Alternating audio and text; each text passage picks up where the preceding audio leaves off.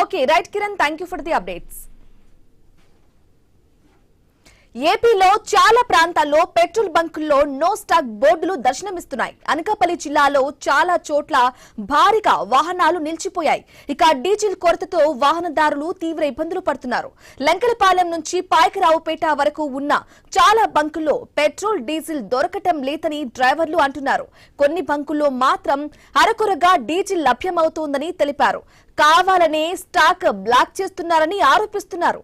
పాయకరావుపేట, అడ్డరోడ్డు, నక్కపల్లిలో భారీగా వాహనాలు నిలిచిపోయాయి.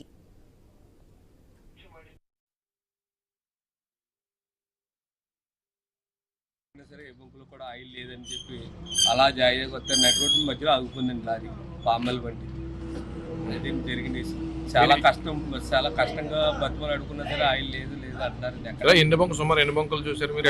దగ్గరగా ఒక 15 బంకులు 20 బంకులు అయినా ఆగానండి. దగ్గరగా ఏ బంకులో కూడా ఆయిల్ లేదని ఎక్కడా లేదని చెప్పి కొంచెం అసలు దీనికి కూడా నెట్ రోడ్డు మీద పాయింట్కి వెళ్ళక కూడా అంటే ఆస్కారం లేదు మాకు. కింద వంట వండుకున్నాక రోడ్డు మీద అయిపోయిందంటే ఏ బండి ఏది వచ్చేద్దని భయం.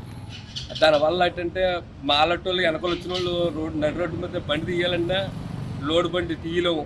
రోడ్ అయితే రాజమండ్రి వెళ్తున్నామండి. బయలుదేరింది లంకిలపాలెం నుంచి. లంకిలపాలెం నుంచి బయలుదేరితే రాత్రి బయలుదేరిన నుంచి 10 బంకులు తిరిగితే 4 బంకుల్లో కొట్టారండి.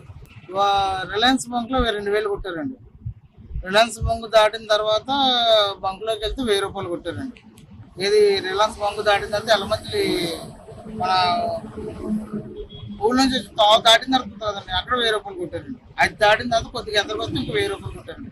మిగతా ఏ బంకులోకి వెళ్ళి ఆయిల్ లేదని చెప్పేసి చెప్పేస్తున్నారండి. అటు 1000 కొట్టమన్నా కొట్టలేదు, 2000 కొట్టమన్నా కొట్టలేదు, లేదని చెప్పేస్తారు మొత్తం మీద. రోడ్ అయితే రాజమండ్రి వెళ్తున్నామండి.